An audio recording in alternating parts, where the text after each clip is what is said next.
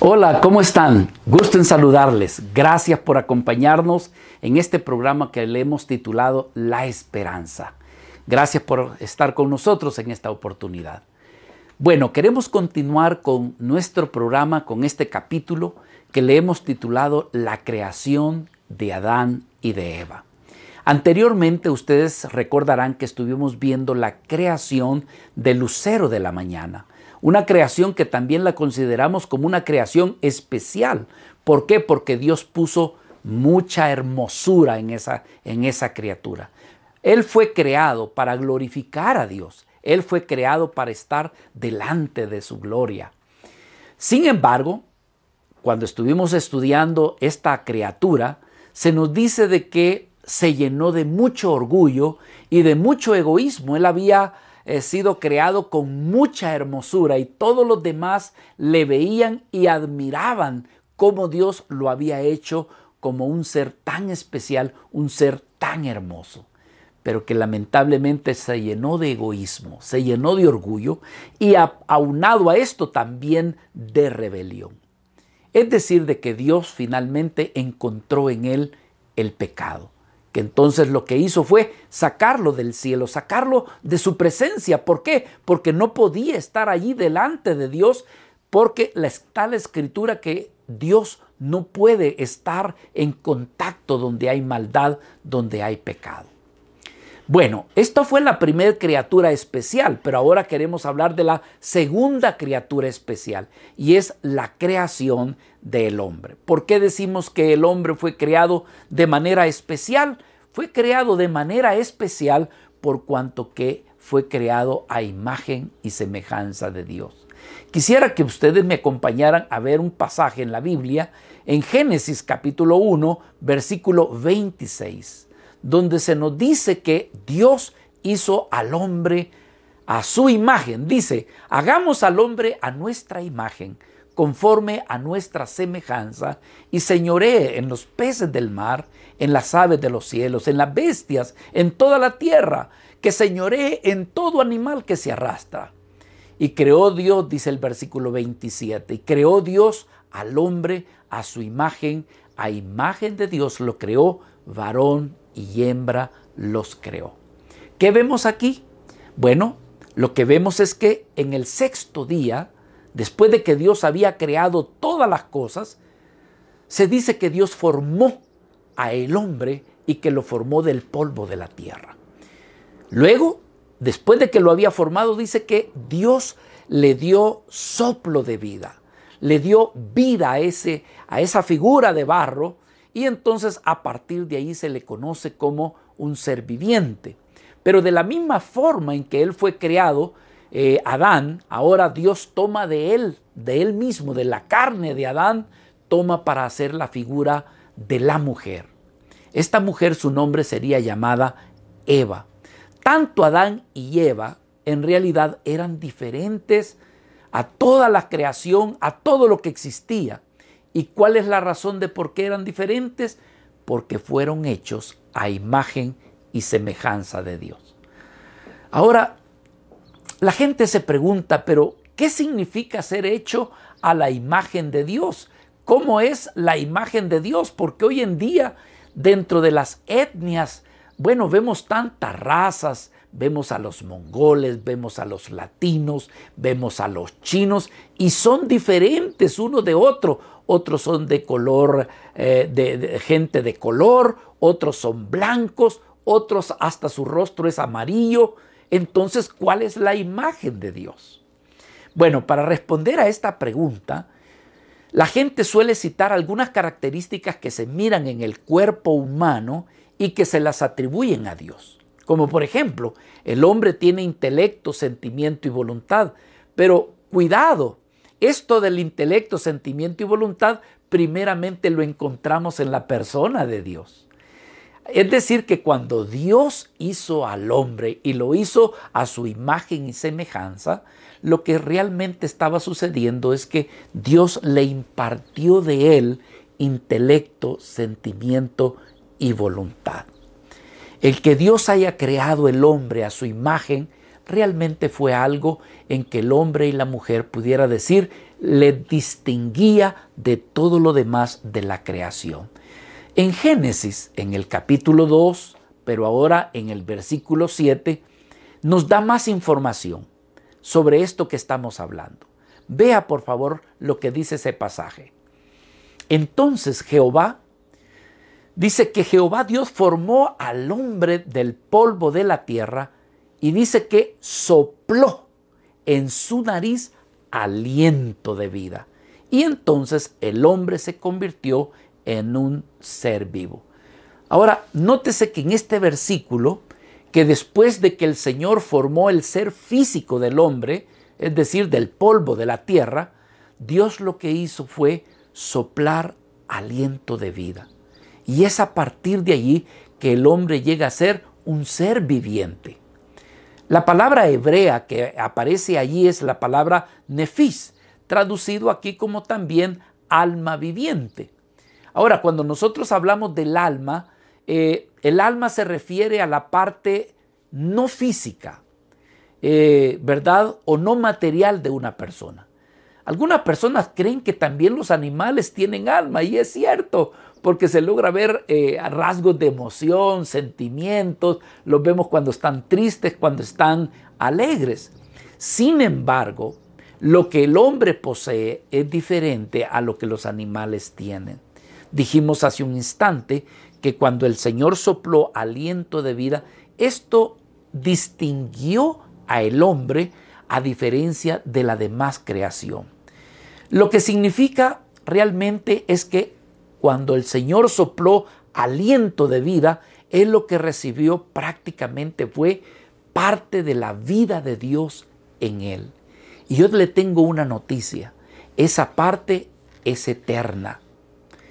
Porque el aspecto del intelecto, sentimiento y voluntad de Dios, que realmente distingue a Dios como un ser, esa parte es eterna. Y también de esa misma eternidad le impartió Dios a el hombre. Algo muy interesante. Dios hizo en realidad que el mundo existiera. Dios quiso que los ángeles existieran, pero Él creó al hombre de una manera distinta, de una manera diferente. Si bien es cierto que la parte material la creó del polvo de la tierra, la parte inmaterial fue inspirada divinamente por Dios. Él sopló el aliento de vida, transfiriendo de esa manera en él la misma imagen de Dios. Ahora, ¿qué entendemos por la imagen y semejanza de Dios? Bueno, cuando dijimos anteriormente, ella manifiesta la inteligencia, la voluntad y los sentimientos de Dios. Una imagen que le fue transferida al hombre como el mismo grado que existe, diríamos, no con el mismo grado que existe en Dios como para ser igual a Dios, sino más bien como para reflejar que ha sido una criatura hecha por Dios a su imagen y semejanza. Cuando Dios crea a el hombre, surge también la misma pregunta que nos hemos hecho cuando Dios hizo toda la creación. Es decir, que si hay un creador, entonces existe una razón de por qué Él creó las cosas. Es decir, con qué propósito, con qué motivo, por qué lo hizo, para qué lo hizo. Pero nuevamente la Biblia se vuelve para nosotros un punto de referencia. La Biblia para nosotros es la narración, es cómo Dios cuenta su historia de cómo Él creó todas las cosas.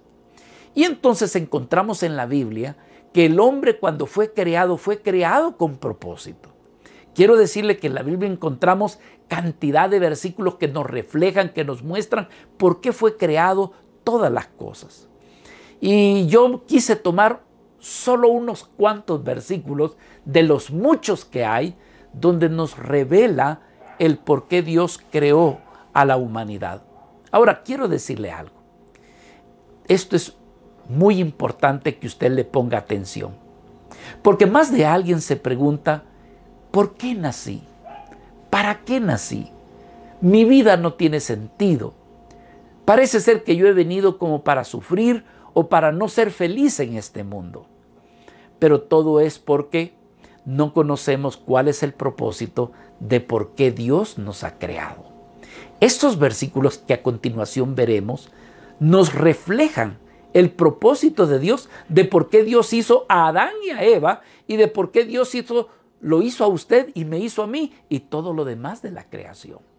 Por ejemplo, el Salmo 89 y versículo 11 nos dice: tuyos son los cielos, tuya también la tierra, el mundo y su plenitud. ¿Por qué dice? Tú los fundaste, te pertenecen, son tuyos. Pero hay un pasaje más revelador todavía. Isaías, capítulo 43 y versículo 7. Ponga su atención a este versículo porque dice el Señor en su palabra: todos los llamados de mi nombre, para gloria mía, los he creado. Los formé y los hice. Mire qué buena noticia es esa. Saber de por qué fui creado, saber de por qué yo vine a este mundo, saber cuál es el propósito de por qué existir. Existimos para Dios. Somos de Dios. Aún más el apóstol Pablo en Romanos capítulo 11, versículo 36, llegó a decir estas palabras: porque de Él, y por Él, y para Él son todas las cosas. A Él sea la gloria. Qué hermosas palabras. Pero más hermosas son estas otras. Colosenses, capítulo 1, versículo 16. Nos revela realmente por qué estamos aquí, para qué nacimos. Usted sabe de que cuando algo funciona contrario al diseño de por qué fue creado, es cuando las cosas funcionan mal. ¿Qué queremos decir con esto? Que muchas veces nosotros, porque ignoramos para qué vivimos y por qué existimos, vivimos a nuestra manera. Vivimos una vida gobernada por el egoísmo, gobernada por el orgullo, que entonces no le hallamos sentido a nuestra vida. Por supuesto, ¿por qué? Porque estamos viviendo fuera del plan y del diseño de Dios. Vea lo que dice Colosenses, capítulo 1, versículo 16 y al 17. Porque en Él fueron creadas todas las cosas, las que hay en los cielos, las que hay en la tierra, visibles e invisibles, sean tronos, sean dominios, sean principados, sean potestades. Dice, todo fue creado por medio de Él, pero también para Él. Y Él es antes de todas las cosas, y todas las cosas en Él subsisten. Es decir, la Biblia nos dice que fuimos creados para Dios y que fuimos creados para amarlo y para ser amados por Dios. Diríamos que en esencia, en esto está la felicidad, en amar y en ser amado. Dios me ama, Dios quiere que yo le ame. Y estas dos experiencias nos hace que nuestro corazón verdaderamente encuentre paz y que se sienta satisfecho. La palabra de Dios, la Biblia, nos presenta un Dios que en esencia es amor y que nos ama. Alguien decía de que en la Biblia no aparece de que Dios nos ama. Yo le tengo una buena noticia. Hay muchos versículos, pasajes que nos revela cuánto nos ama el Señor. Así que si tú te has sentido que nadie te ama, que nadie te aprecia, será porque tu mirada ha estado aquí abajo. Eleva tu mirada al cielo, eleva tu mirada a la palabra de Dios y descubrirás que hay un Dios que siempre te ha amado. En 1 de Juan, capítulo 4 y versículo 16, dice: y nosotros hemos conocido y creído el amor que Dios tiene para con nosotros. Dios es amor. Y el que permanece en amor, permanece en Dios y Dios en él. Pero El gozo y la felicidad, diríamos, consiste en que también nosotros somos amados y que también adoramos a Dios. En el Evangelio de Mateo, capítulo 22 y versículo 37, Jesús dijo estas palabras: amarás al Señor tu Dios, y lo amarás con todo tu corazón, y lo amarás con toda tu alma y con toda tu mente. En resumen, diríamos que el hombre fue creado para amar a Dios. El hombre fue creado para glorificar a Dios y también para disfrutarlo a Él. Deleitarnos en Dios. Hay un pasaje en un salmo, dice: deleítate en Dios y Él te concederá las peticiones de tu corazón. Necesitamos saber qué es deleitarnos en Dios. Necesitamos saber cómo es esto de disfrutar a Dios, porque ahí está el gozo del cual Dios siempre nos ha prometido. El hombre, Adán y Eva, vivían en un estado de paz, de gozo y en armonía con Dios. En realidad, Adán y Eva estaban cumpliendo el propósito de por cual Dios les había creado. Y ellos, como vimos hace poco en el video al principio, él era el reflejo de Dios. Así como la luna refleja la luz del sol, así de esa forma el hombre podía reflejar a Dios. La luna no es el sol, pero es un reflejo. El hombre no es Dios, pero es un reflejo de la imagen de Dios. En la escena de la creación, una de las cosas que vemos que la Biblia narra la existencia de dos árboles, y queremos hablar de estos árboles, que es muy importante. Vamos a ver en Génesis, en el capítulo 2 y en el versículo 9, acerca de la existencia de estos árboles. Y Jehová dice: Jehová Dios hizo nacer de la tierra todo árbol delicioso a la vista y bueno para comer, y también el árbol de la vida en medio del huerto, y el árbol de la ciencia del bien y del mal. Dos árboles. En el versículo 16 de ese mismo capítulo leemos lo siguiente: y mandó Jehová Dios al hombre diciendo: de todo árbol del huerto podrás comer, mas del árbol de la ciencia del bien y del mal no comerás, porque el día que de él comieres, ciertamente morirás. ¿Qué vemos aquí? Bueno, vemos pues que en medio del jardín allí habían dos árboles. Uno era el árbol de la vida y el otro era el árbol del conocimiento del bien y del mal. Pero vemos que Dios le dijo a Adán que podía comer de cualquier árbol del jardín, pero del árbol de la ciencia, del bien y del mal, no debían de comer, porque cuando lo hicieran, seguramente ellos habrían de morir.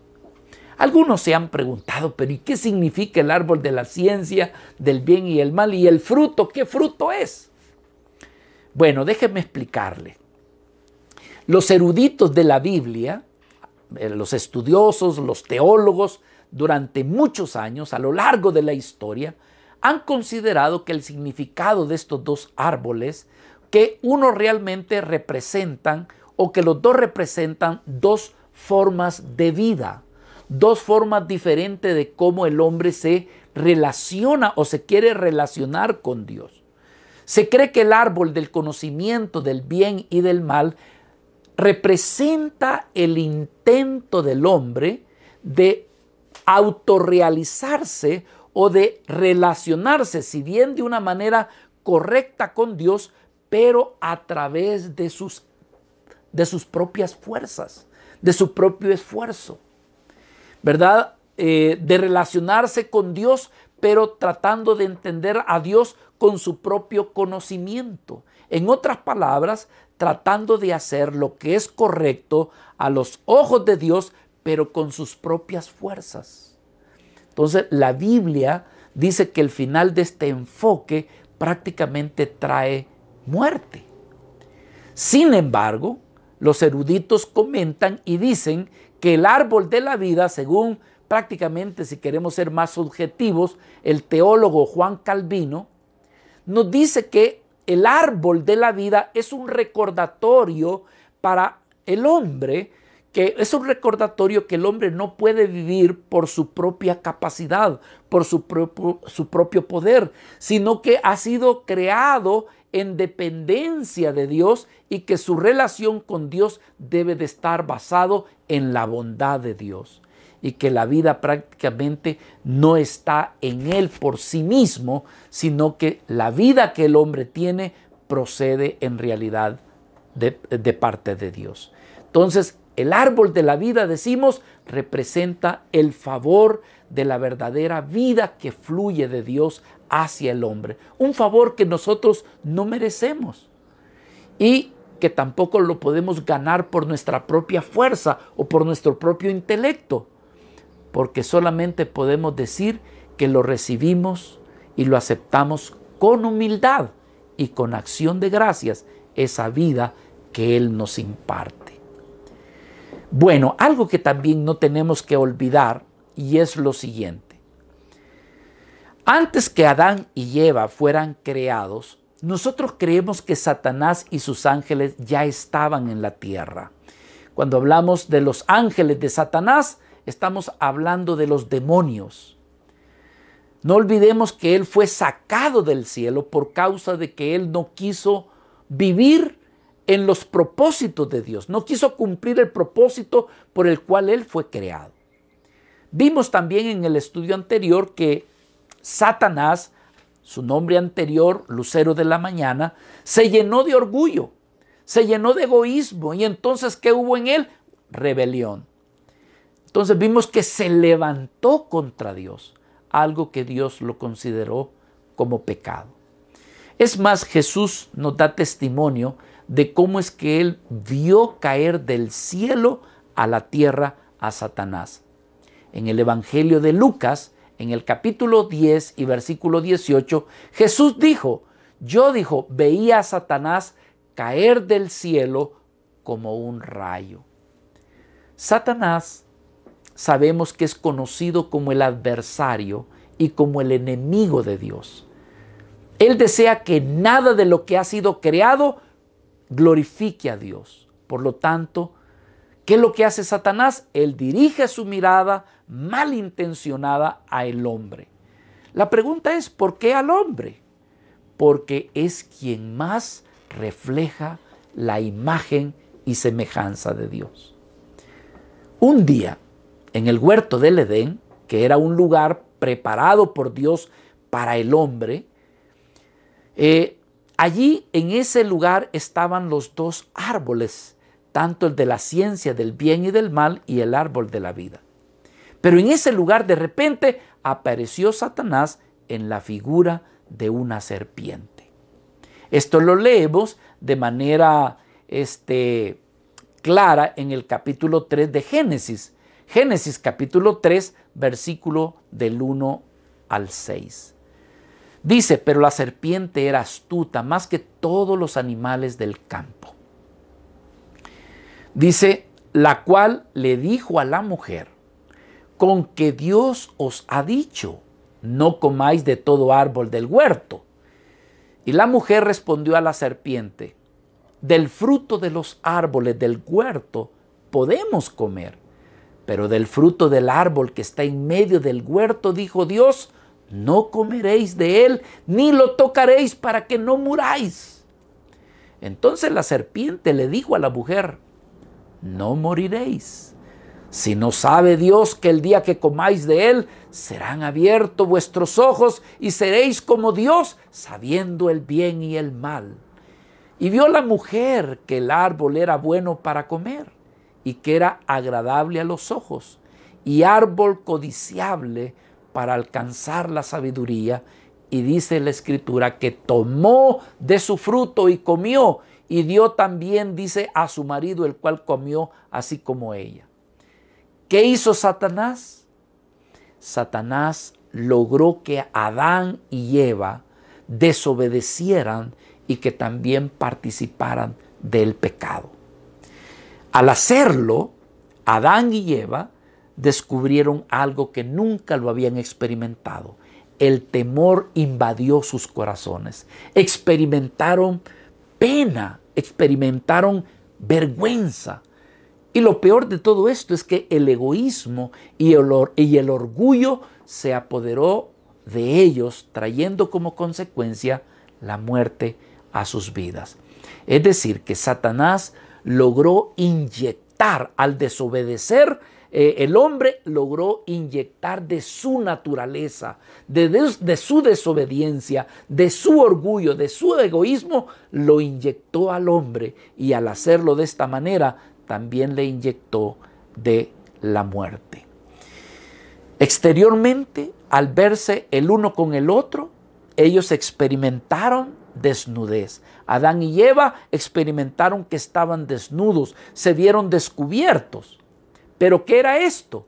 Esto era una experiencia externa, pero de una manifestación de su experiencia interna. Lo que había sucedido es que el veneno del pecado había entrado en sus vidas, y tal veneno estaba manifestando la muerte. De inicio, lo que apareció fue la muerte espiritual. Es decir, el hombre ya no viviría con Dios eternamente, sino que estaría condenado, pero por la eternidad, al juicio de Dios. Y como un segundo efecto de la muerte sería la muerte física, la cual se manifestaría en los pocos años que el hombre viviría aquí en la tierra, para después experimentar lo que se conoce como la muerte física. Es a partir de que el hombre pecó, es en ese momento en que Dios se distanció del hombre. ¿Por qué? Porque Dios es santo y no podía convivir con el pecado. ¿Se acuerda lo que hizo Dios con Satanás allá en los cielos? De la misma forma está sucediendo en el huerto del Edén. El motivo fue por causa del pecado. ¿Por qué Dios sacó a Adán y Eva del huerto del Edén? Lo sacó por causa del pecado. Sin embargo, queremos decirle que el amor de Dios tiene una característica: el amor de Dios permanece. Y aquí nosotros vemos el gran amor de Dios, que al ver que el hombre había pecado, habiendo sido engañado, ¿verdad? Dios ahora le da esperanza para que el hombre pueda ser restaurado. En primer lugar, ante la desnudez que ellos experimentaron, Dios lo que hizo fue darle pieles de unos animalitos para que ellos pudieran cubrirse y ellos pudieran experimentar que ya no estaban desnudos. Pero para obtener la piel de estos animalitos, diríamos que tuvo que haber el sacrificio de esos animalitos. Es decir, murieron inocentes para cubrir lo que aquellos experimentaban como el pecado. Esta muerte de ese animalito inocente era el reflejo de que un día habría de venir un hombre reconocido como el Cordero de Dios, que vendría finalmente para quitar el pecado del mundo. Ahora, ese Cordero, hablando de esta manera figurativa, se refiere a Jesús, el Hijo de Dios, quien es el Cordero de Dios que quita el pecado del mundo. Esta esperanza es la que se le anunció a Eva cuando se le dio la primera promesa llena de alivio y de esperanza, cuando se le dijo allá en Génesis, en capítulo 3, versículo 15, que es la primer profecía mesiánica. A ella se le dijo: voy a poner enemistad entre ti y la mujer, entre tu simiente y la simiente suya. Esta te herirá en la cabeza, te va a destruir, aunque tú, dice, le herirás en el calcañar. ¿Qué estaba diciendo aquí esta promesa? Que habría de venir el día en que la simiente divina, que tiene que ver con nuestro Señor Jesucristo, habría de destruir totalmente la maldad que había producido esta serpiente o Satanás.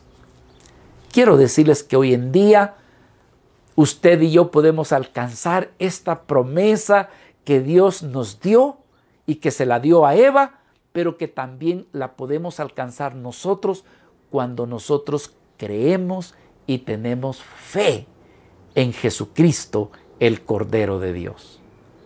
Si tú le entregas tu amor, tu fe a Cristo Jesús, si tú pides perdón por tus faltas, tus errores, como muestra de tu arrepentimiento, el Señor dice que te ofrece en darte una vida y una vida eterna, pero no solamente eso, el perdón de todos tus pecados.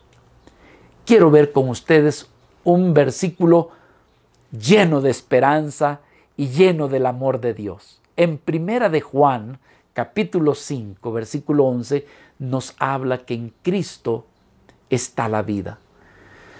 Y este es el testimonio que Dios nos ha dado, vida eterna. Y esta vida está en su Hijo. El que tiene al Hijo, tiene la vida. El que no tiene al Hijo de Dios, entonces no tiene la vida. Juan decía, estas cosas os he escrito a vosotros, que creáis en el nombre del Hijo de Dios, para que sepáis que tenéis vida eterna y para que creáis en el nombre del Hijo de Dios. Y esta es la confianza, esta es la esperanza, esta es la confianza que tenemos en Él, que si pedimos alguna cosa conforme a su voluntad, Él nos oye. Y sabemos que Él nos oye en cualquier cosa que pidamos, sabemos que tenemos las peticiones que le hayamos hecho. ¡Qué hermoso! El que tiene al Hijo, tiene la vida. Esa vida que Adán y Eva perdieron, en Jesucristo es restaurada. Y de esta esperanza le habló Dios a Eva, diciéndole que vendría un día, que de su simiente vendría uno que destruiría realmente el pecado y aquel que había dado origen al pecado mismo, a Satanás. Dios hoy en día nos da esperanza, mostrándonos cuál es el propósito y la razón de por qué existimos. Dios nos creó para su gloria, para que lo disfrutáramos, para que lo amáramos y al mismo tiempo también habríamos de experimentar su amor, su gozo. Esto está dispuesto para usted y para mí, no en el futuro, sino ahora mismo. Nuestro anhelo y nuestro deseo es que usted se apropie de esta esperanza que el Señor le ofrece a usted.